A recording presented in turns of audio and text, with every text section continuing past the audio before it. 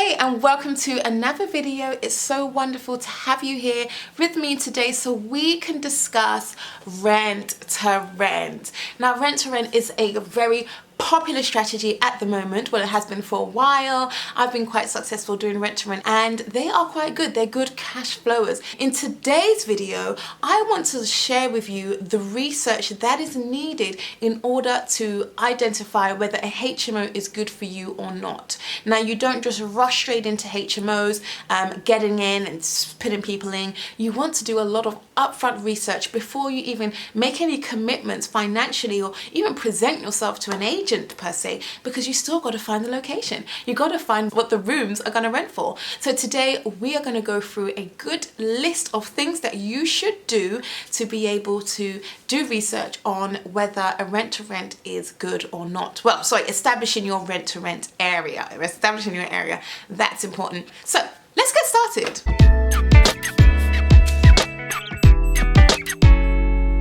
So I've done a little checklist here on my phone and I'm going to use that to prompt me because there are quite a few things that I've written down that I want you guys to know and I don't want to forget anything. So I will be looking at this to remind myself what exactly to tell you because this time I just thought I'd write it down. Now there's quite a lot that goes into this, so I'm just going to go ahead and get started. So the first thing is research the local councils and understand who is, what their regulations is per council. Start in your immediate area because if you're going to manage HMOs or rent to rents, you're going to want to be investing very locally on your doorstep because there is a lot of time commitment in terms of moving people in and management, unless you're going to automate all of that, which does go into your budgets, and you really need to have an economy of scale in order for that to be profitable. So if you're going for your first one, I would get it as close to you as possible. So look at your local council first and see what it is that they what their criteria is,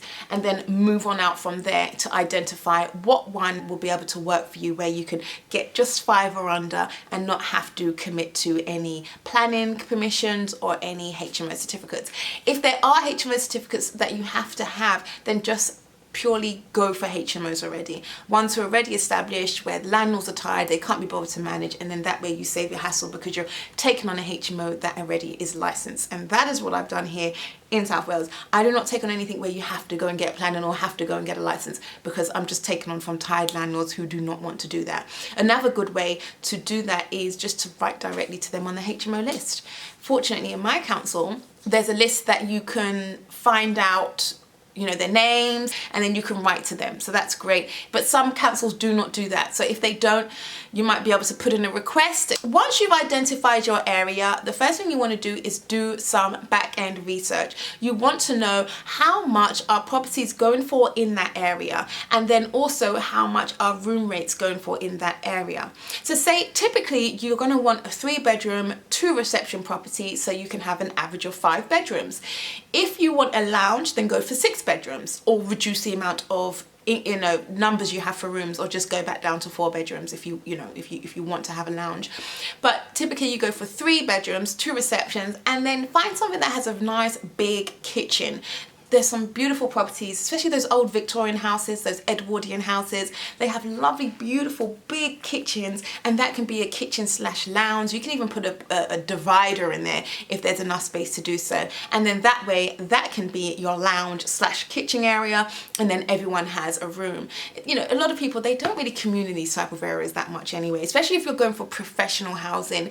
If you're going for student accommodation, then those type of rooms are a lot more valuable because they commune together a lot more. But professionals, they really are getting on with it and like to have their downtime, and they really enjoy that. So in smaller HMOs you may see that, but in bigger HMOs not so much, and especially it does depend on the size of the rooms as well that you are letting to. But keep that into consideration. Find out what properties are going for, what rooms are going for, and then add that all up. Get an average of those. So try and collect at least 10 that have already been let, so you can really get a true number of those. Once you've done that, then you want to see how many bedrooms you need in order for this to be profitable. So if a property is going for £1,500 a month and rooms are only going for £400 a month, you're still going to have to take in your consideration for costs. Now, on average, you can just do, maybe £500 a month on all your costs, and that would be your utilities, council tax, add those all up, your water bill and so forth, all that covers under utilities and your internet, add those all up, and you'll be around 500 depending on where you live, and also depends on the size of the property. If you're going for a bigger property, like 6-bed, then you might want to account for a bit more, because obviously water will be a lot more then, isn't it? It'll be a lot more than a 3-bedroom. So account for those things in your calculations. But this will give you an average of where you need to be, because once you add on your rental amount that you'll be paying per month and your bills, that will give you an average amount of, let's just say in this example, £1,500 a month. Say your rent to rent is £1,000 a month, your bills are £500 a month. £1,500 a month you need to make every single month in order for this to break even. Now, if you have 5 bedrooms coming in at 400, well, let's have a look. 400 times 5 equals 2,000. So you can quickly work out that your profit will be £500 a month. That's decent if you get someone in and you don't really have to think about it too much, but this is a HMO and you will have to think about it. So you can either look at a way how you can add an additional bedroom, or increase the amount that you're renting them out per month by offering some other kind of service, or even just kind of increasing the value of that property so you can maximize on the rents. That's the key thing. People who are single individuals, when they're going for room shares, it's because they really do want to pay less. But if you look at average 1-bed prices plus bills they have to pay, they are saving a lot of money on room rates. So sometimes if you can offer some additional kind of service, then and charge a bit more, that's the way to maximize. Once you've done that, you'll be able to see here what your profit margin will be. If you want more, because now you've worked out the numbers, it's easier to say, well, actually I want I want £800 a month. I don't want £500 a month. I want £900 a month. I don't want this. Then you can look at different areas that will bring in that income for the same amount of work, or you can just go for properties that are higher in bedrooms. Or you can just go for a property that needs a little bit of work. You don't mind spending a little bit of money on the property because you can secure it at a much cheaper rate per month, but then you have that little outlay, and then you can profit higher each month, make back your money and then some, because you want to secure a longer period of time on the contract. So maybe you're not going to have it for 3 years, you want it for 5 years, and that's in the contract. So there is a lot of flexibility to rent, but you'll be able to see how much money you want to make, and then kind of manipulate things to be able to do that. Add a little here, take away a little there. It just allows you to plan a lot better. The next thing is to have a look at who you will be letting to. Who's going to be your customer? These people are your customers. That means you've got to service them. You've got to serve them. They're not just anyone you get in, stack them high and take all their money. These are genuine people who live in a home, and this home is going to be the house that you provide to them. Now, who do you want to be that person? Do you want it to be the LHA, local housing? Do you want it to be students? Do you want it to be professionals? Do you want to even target your market even more and say professionals, but then doctors or contractors? There's lots of different types of people who you can rent to. You hear them say sometimes blue collar, white collar, this collar, that collar, whatever. You just want to look at who do you want to be your customer living in your properties, and therefore this is who you're going to, add your service to. And again, that will help with your numbers because if you are going to be letting to people who are professionals, then the service you offer will be very different to when you're renting to students, because professionals, they have a lot more higher of a standard than say students per se. So when you're speccing out the property, you want something that is very, say for example, if it is students, something that's enduring, the wood oak tables that you see, maybe some of those, because students can get wild and you don't want your furniture breaking, whereas someone who is professional, they're going to want something that's a lot more aesthetically pleasing on the eye and go for looks over wear and tear. So So again, it depends on the products that you're offering, and the service that you're offering will depends on who you're offering it to. So have an idea of who you want to let to. I know that this video is all about how to know whether a rent to rent is a good rent to rent or not. I already kind of covered that in point 2 when you looked at the financial elements, but now I'm kind of going into other areas because these are things you need to think about when you are choosing your rent to rent. And I'll tell you why. Location plays a really big role in this, because if you are in a student area, professionals will be a little bit more harder to get because they don't want to be around the noise. Unless it's postgraduate students or students who are doing their doctorates or something of the sort, they kind of want to be in an area where it's not so noisy, not so loud. And you know what, coronavirus is kind of, I was about to say it's coming to an end. It's nowhere near coming to an end. But university students are back. And how do I know? Because I saw them walking around in Swansea the other day and they were loud. And I was thinking, oh my goodness, they are back. And the noise was loud. They're all in a group in the middle of the road. And I was thinking to myself, this is something. It's been so long, I actually forgot what it was like. So here we are. Take these things into consideration when you're choosing location, which therefore will have an impact on the property you're going for, because it depends on who you want to be your end user. Who is your customer? Who are your tenants? So all of this plays hand in hand. Another thing you need to do is get an idea of the area. What is the area like? Is it a quiet area? Is it a busy area? Is it on the high street? Is it just off the high street? Is it near transportation? Is it near amenities? All these things play into it being an ideal property or not. You don't want a property in the middle of nowhere because there might not be a market for that. Be careful of landlords who are just willing to throw their properties at you, give you the keys. Something could be wrong here. So you want to go and check it out, check out the house, make sure you look around, make sure the house is good itself, in a good condition, no issues, because part of your service that you may or may not be offering is that you take care of the maintenance up to a certain amount. So if you have reoccurring maintenance issues, that can eat into your profits. So you want to check out the properties and make sure that they are in good condition. You can even take a workman with you to do a walk around. That's sensible. And then again, your location. Is it in a good area? So when you're there, go there at different times of the day to really get an idea, really get a gist of what this area is like during the day, at night time, in the morning, and especially for things like parking. Parking's a huge decision maker for some professionals who I rent to. If they cannot have parking outside on the doorstep, they don't want the property. If there's no off-road parking, they don't want the property. If there is, they are taking it with 2 hands. So I can see the difference in when they are going for properties and when they're not going for properties, and it's all based on the service that I'm offering, the amenities, the additions that come with the property.